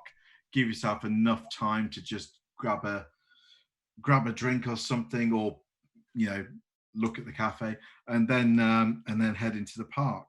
It lies south of a big building, which, as you gather, is something to do with the Russian Navy. It isn't far from the hotel in actual fact. Now I've read the text, but the thing is, it is, it has been cold on the walking tour, and you were quite thankful to get inside the cathedral because it was cold, but it was starting to bite by the time you've been out there a few hours. And so now it's actually getting, starting. It's not quite dark yet, but it's starting to, turn dark. The cold has really picked up, and it is pretty biting. The people you pass on the street, you would describe as cheerless, and you can get your way into the park, which is pretty quiet. There are people coming and going, don't get me wrong, but it isn't a sunny summer's day by any means. It's cold, night is falling, people are going home, and so that's what people are doing. It doesn't take you long to work out where the statue of Nikolai Gogol is, standing atop a rose brown marble plinth, surrounded by a round walkway and a circle of benches facing inwards. As you approach the statue, it is that this little kind of circle is empty, apart from a single man sat on one of the benches, who looks exactly like that chap you spotted getting off the boat when you did. Well, when you got off the boat, I should say. Does anyone want to? Well, no, I won't say that because that would be leading, so I'm not going to say that. Everything is fine. There's nothing to see here. I'm going to saunter up to the statue and, with my camera, pretend to take a photograph of it, so that if he wants to make contact and talk to us, he can do, but I'm not actually going to acknowledge him. Okay, so what are the rest of you doing then? Is he wearing a carnation or carrying a newspaper, or in any other way looking, suspicious? He isn't, but you would say he's well, you're not quite sure. He's either looking shifty or nervous. Okay. Yeah, I'm gonna go and pose by the statue for Francis to take a picture of me and Gogol. Again, Okay. just kind of close enough that if he wants to open a conversation, he's not going to have to shout. I will actually take a photo. Okay. Might as well while I'm here, because I have the camera. Maxime and Elliot and Eleanor, are you joining in at this, or are you? My espionage skills clearly aren't as high as these people. I haven't had that level of training, obviously, because I'm just going to walk up to the bench and sit down and sit. The one he's on? Yeah. Yeah, okay. Maxime? I would have probably joined in a bit more with the photos and encouraged us all to take a photo together. And then, of course, Eleanor. I got this picture that the three of you around the statue taking photos. Eleanor is kind of stood to the side for a moment, and then you all turn around and it's just Eleanor just sat near this bloke on this bench. Oh. The chap turns to you, Eleanor, and says, yeah, I'm glad you have made it. Your friends, and he points to Miss Sullivan, yes, and Mr. Elliot and Ball. Yeah, are you Miss Wright? He offers his hand. So, who are you? I am. I nearly said Golgo. I am Golgo. I am Golovin. Golovin, whose first name is can't remember first name. Andre Golovin. He introduced himself, and and sort of your friends will join us, yes?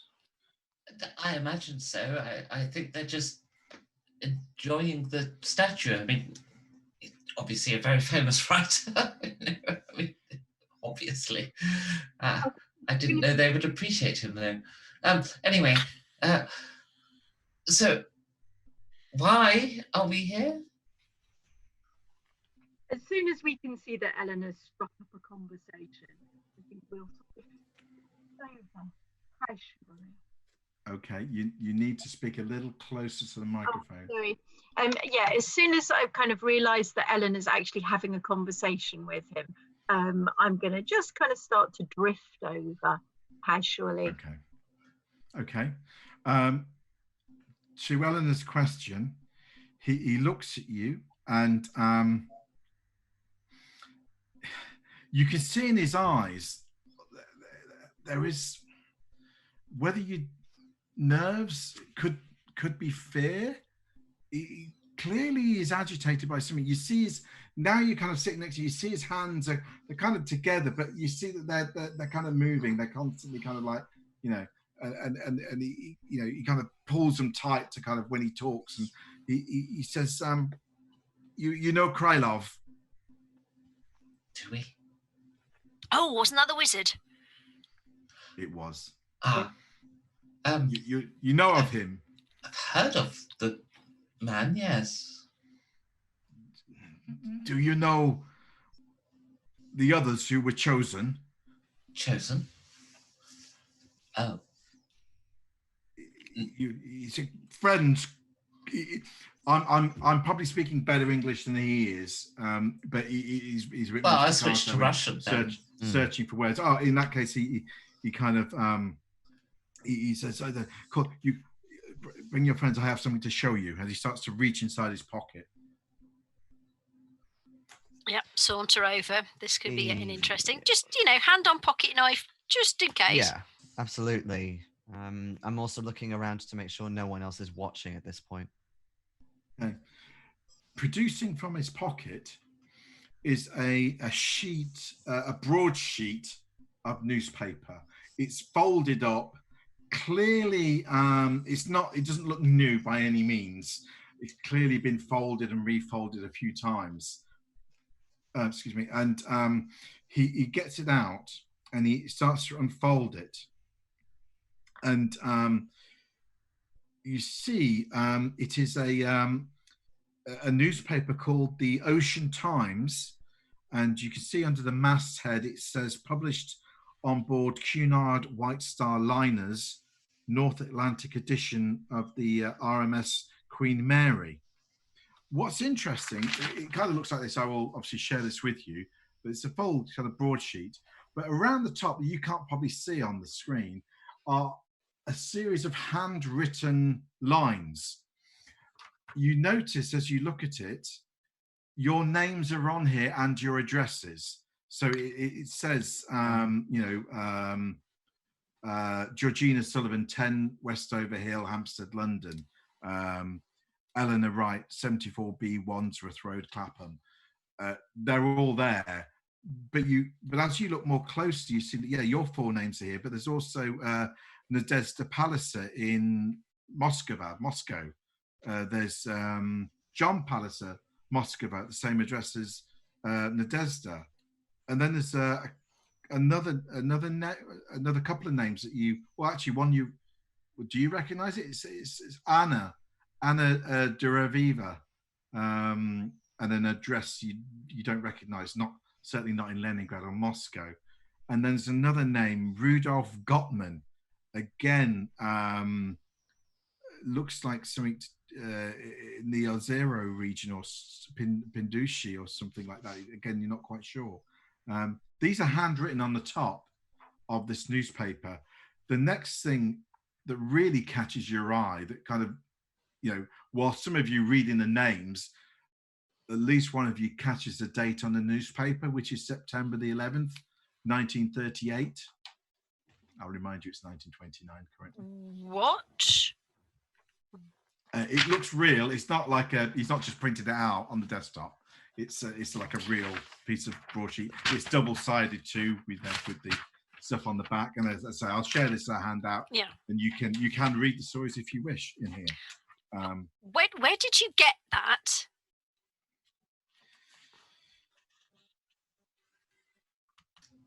You know, and I mean, obviously the printers have made a mistake with the date. It must be from last year. I mean, you know what typesetters are like. No. He stops you. So no. Am I doing this in Russian and one of you's translating, or am I doing it in staccato English? I think we need to get the best the best retelling of the story. So I think if we do it in Russian, Eleanor and Maxime, we probably covered with, and you two have got a bit of Russian, so you'll pick up some stuff. But I presume that you all, get the gist of it accordingly at some point. But basically, he says, I found it in a hotel. I went in. I needed paper and a pen. I found the notebook in the Gosbank in 1938. This is why this paper, I do not think the notebook is there yet. So Krylov was reading what will happen. He will tell himself what happens, yes? Kind of as if you kind of understanding this, he's nodding kind of thing. No. Yes, in Moscow, there were soldiers everywhere. We make ready for war. Wait. No, the war was years ago. The war's finished. No, Yes. the war to come. The war in 1938, yes. Wait, They're ready. no. 38, 39, whenever it happens. This gentleman is What? obviously insane. If you want to make a psychology, you be my guest. Yes. That would be no. Damn, no, God. didn't get that one. It's such good psychology, and I keep failing it. Oh. Don't forget you can spend luck points. I'm not spending that many. No. So my psychology was a complete washout. Okay, so nobody made it. Okay, Was okay. my As I say, friend. he looked slightly nervous and twitchy, so clearly he's not completely calm. Could you explain to us the again what you just said? Maybe speak a little slower, because I think I misinterpreted some of what you said, sir.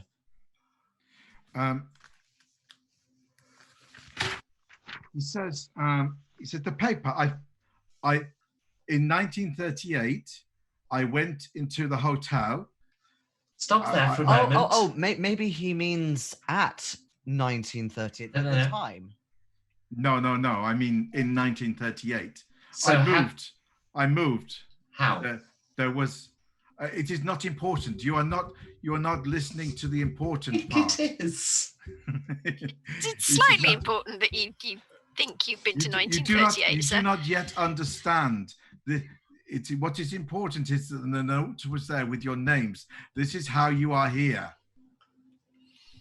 This note came from Krylov. You know of Krylov, yes? Yes. We were told he was a wizard who approved our visas. Yes, That's all yes, we a know. wizard, locked away under in the vaults, translating the books. Yes. What books? But he's out now. Oh, It is unimportant. It is unimportant. You will see. I copied these names. This is my writing. Me. I wrote this. Okay, I copied them from the notebook in Moscow, from Krylov's notebook in 1938. I was there for 4 weeks and I've been waiting. I came back and I've been waiting. I gave Krylov the notebook from 1938. He has that now. He has your names. Why did you do that? Because that is what he asked of me. He is the one who sent me there. We worked together on this. So why He are has a you notebook, and this I copied from his notebook. He knows of you. You are part of the circle now. What circle? Like I am, but you are closer to him. I chose to find you. I waited here for you, that I knew you would come. Krylov did not ask me to do this. But he will want the answer, and I must give you the answer. The answer to what?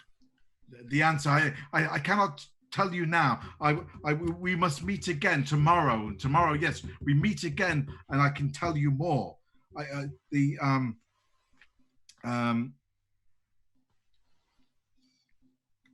very reluctant to meet you any further, sir. You're quite insane. Why can't you tell us now? But you will need the answer. I do not have the answer here. I need to give you the answer. It is the only way. The meet me tomorrow. There is more I can tell you then. I must think about Gottman. At 6 o'clock. 6 o'clock tomorrow. The Palace of Labour in room 24, the Central Chess Club. Come, meet me there. If we do have to go, I'm bringing some alcohol. I think we might need some. I think I might need some now. I think he's bonkers, but yeah, I shall nod and smile and back away from the madman. I'm half expecting the wizard to be standing somewhere nearby, so I'm looking frantically around to make sure we're not getting surrounded by. He kind of puts he sees you looking around, and he sort of looks at you and he says, "Krylov," as he kind of looks at you in the eyes, and he is in Moscow. The Bolsheviks use him. He had men with guns when I last saw him. He knows more than me. You will ask, why did we waste our time with Golovin? But you will meet him soon, and he chose you. Or did you choose him? I do not know, but you will find him in Moscow, or he will find you. He knows you. He always remembers. He came back to me after all these years. Meet me tomorrow. And with that, he kind of gets up and starts walking off. And I'm not going to stop him.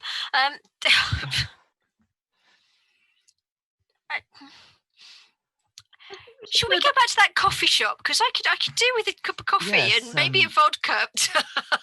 The strong smell of coffee beans would be very very good right now. It's Well, I don't think he knows anything about what's going on with our ability to see our loved ones, but he obviously knows something about the man who requested our visa, and that does concern me. As you just one point before you get into conjecture and so forth, he goes off, and you see in walking, parallel to the kind of the statue where you are. There's a small, you'd say 7 or 8 year old boy, peasanty looking kind of thing, walking down one of the park paths. He catches up with the boy, and they seem to hold hands and walk off out of the park. Oh, has he got a visitor as well? Well, it's either a visitor or perhaps his younger self. Oh, I don't even want to have to think about that without vodka.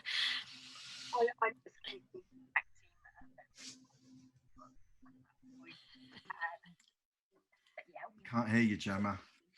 I'm going to have a look and suggest that we actually go and get a coffee. Yeah. Capital idea. Places that you don't know are all a little bit sinister and scary. I don't know what. I don't know if it's your connection, Jema, but you are. It's not like you're breaking up, but you're just really quiet. That's strange. Okay. I can hear you now. Oh, good. Well, I'll just. Yeah, I can hear you fine now. Yeah. Sorry. I think we just need to go have a coffee, steady our nerves, not get jumped by insane Cossacks or anything in the park. I think a bloody pigeon could maybe jump at this stage. Well, if he was telling the truth, it does tell us what happens to this experiment in economics that the Russians are doing. They obviously end up in a war somewhere. I wonder who with. Time travel's impossible. I mean, he's obviously just not very well. I mean, it wouldn't, be wrong to say that you, certainly if you feel that way, he certainly gave the impression of somebody who wasn't completely 100% all there necessarily. He talked about so many things that didn't make sense, like the circle and so on. But he had our names and is clearly involved with this person who stamped our visa. But how do you get to 1938 to pick up a notebook, to bring it back, to give it to somebody? So they have our names, but they've always had... This just doesn't make any sense. Well, maybe the trap is, I don't know, it's all an elaborate hoax. And in order for everyone to believe in his magic powers, he has created a newspaper from the future that he's given to this poor guy and kind of encouraged him to believe that somehow magically we're going to appear, and he's gone back and forwards in time. Well, that's certainly a much more sensible explanation than he's actually gone backwards and forwards in time. I mean, why? Yes. If this guy is part of, I don't know, the Russian hierarchy, maybe he's part of, I don't know, the secret police. Maybe he's got a hidden agenda to try and kind of keep this guy off balance and thinking that magic and such strange things are, I mean, I know we've seen some very odd things, but this is a little bit, I don't know, more strange.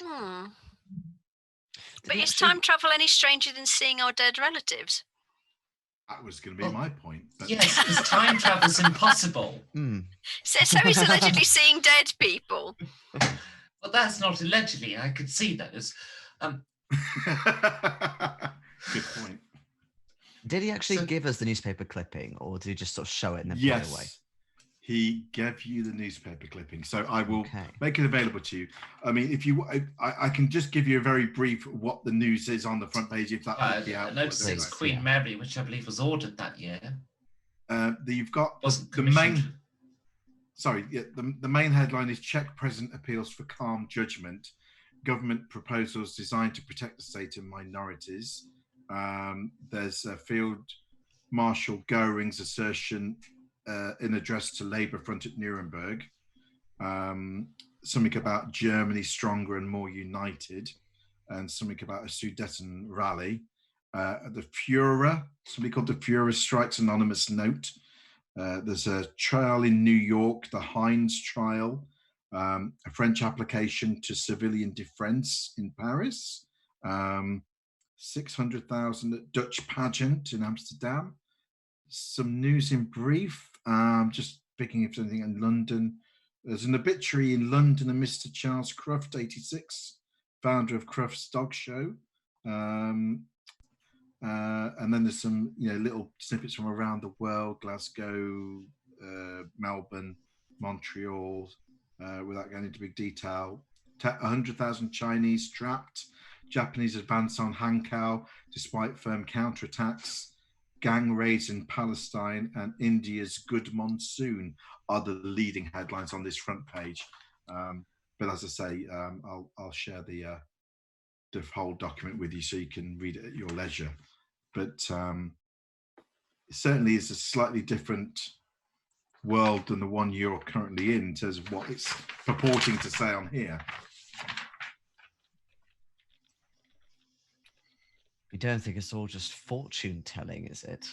Well, this is from an anonymous ship, Queen Mary. That doesn't exist yet, but it's possible. We may have heard that it would have been ordered, like it would be being built at some point around now. I mean, perhaps he's just a fan of Mr. Wells's fiction. I mean, it does sound like something fantastical that you'd find in a book. Nothing's verifiable. We can't prove, that any of this is or isn't true, really. The only thing we can do is hope to meet this strange cry love and talk to him. Oh, I'm not sure I actually want to meet Krylov. Certainly he you've sounds like got- the you've last got- person I want to meet right now. Well, you've certainly got time before you have to necessarily make a decision on that, because, as you know, He's in Moscow. He's in Moscow allegedly, so you've got a bit of time. Also, just to remind you, on your little tour itinerary, that this evening is the Academic Opera and Ballet Theatre to see Swan Lake. If you wish to join the evening ceremonies after dinner. Obviously, you know, you've not been too long at the park, so you still get back in time for dinner, and then the opera if you wish, or the ballet even. Is that something you're all going to do? Oh, definitely. It's very soothing. Something well needed. Okay. To wrap things up, I will give you a little bit of what happens in the evening to just close things up and so on. So, as I say, it's Swan Lake. There are some Russian dancers with long names I could pronounce, but I'll just move on quickly. Coward. They both dance wonderfully, as do the Cordy Ballet behind them. You have a tour of the theatre and backstage after the performance, which is magnifique. You are presented to the dancers in one of the reception rooms with drinks. The dancers are all charming, and you spend the evening sort of chatting away to some of the dancers, obviously probably carrying on your conversation in snatches at different times. But one ballerina particularly seems to take a shine to all of you, or maybe it's just Maxime, I don't know. And she is called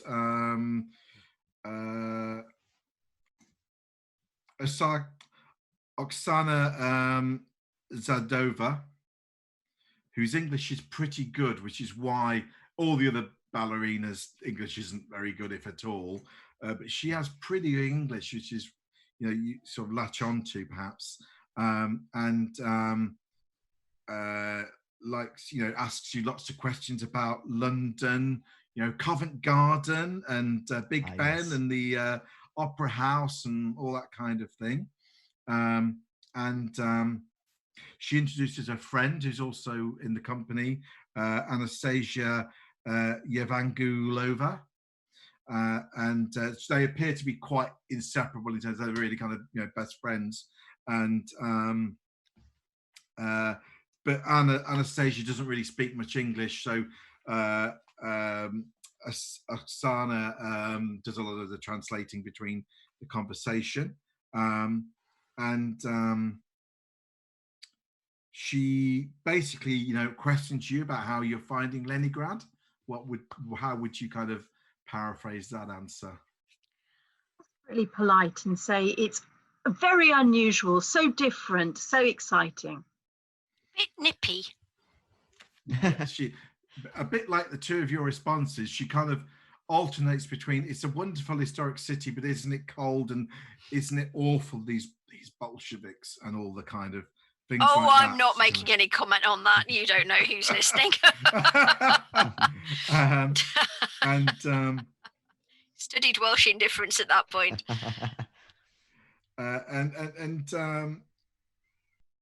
She just and obviously this is all the general conversation. Oksana kind of does spend a bit more time chatting to Maxime. Clearly she's taken a little bit of a shine to you would guess, but she's not really flirting or anything like that. But she seems to be asking you a lot of questions about not. It's not leading questions like, what did you do in London? Tell me everything. It's more kind of like, do you go to the opera? Did you see this performance? And that kind of conversation. It seems on the level relatively innocent. You're not. I mean, there could be more to it, but you're not really picking that up in that sense. The other bonus for tonight, with all this stimulating talk of ballet and seeing the backstage and talking to the company, and you are all going to be given a bonus art and craft brackets ballet of 5%. Right. Don't say I never give you anything. I shall Thank get you, me that'll tutu be- out now. That'll be so useful. Indeed, you don't know when You- that's going to come in we handy. might have I was to going to say, you never pirouette know out when of the you way. need to do a plie or a pas de deux. That's to add to my art craft collection, really. Can't have Yeah. too much art and craft. Film, modern literature, and wine. And just before you close, as you know, the evening draws to an end, and you fall asleep in your rooms. Could I have a power roll, please? Oh, God. Hey. Hello. Someone's trying to take over our minds. I passed. Yeah. Oh, hello. What's my power? Oh, bang on. Yes. The first thing I've passed all evening. Yeah. So is it just Maxine that failed? Yeah. So He okay, was so so It's useful. been nice knowing you, Maxime. so those of you that passed have a relatively decent night's sleep. You're so probably tired after all this fresh air walking and not sleeping well the night before that you just crash out, and maybe you have horrific dreams, but fortunately you don't remember if you did. You're just so tired. Maxime, you unfortunately don't get much sleep again. You things play on your mind. Newspapers whirl as if they're in some 1930s, 40s film, whirling in front of the camera. And the voice of this chap on the bench kind of haunts you. And then you've got this ballerina talking in your ear and leading you in on some stage where you're dancing with these giant nightmarish swans for half the time. And in the background, there's bombs flying and World War I things going off. It's all kicking off in your dreams, which means you don't have a good night's sleep. And I'm going to get you to make a sanity roll, please. Okay. Come on, improved sanity. Oh no, I got 66 as well to make it even worse. That's fair. Could you lose 1 point, please, just for the accumulation of bad energies, as it's so on. And with that, sweet dreams. We will bring things to a close, and join us next week, same time, for the next chapter in this epic tale of the Dead of Winter. Thanks everyone for watching, and thanks gang for playing. Thank you. Thank you. Good night, everyone. Night night. Night night. See you all next week.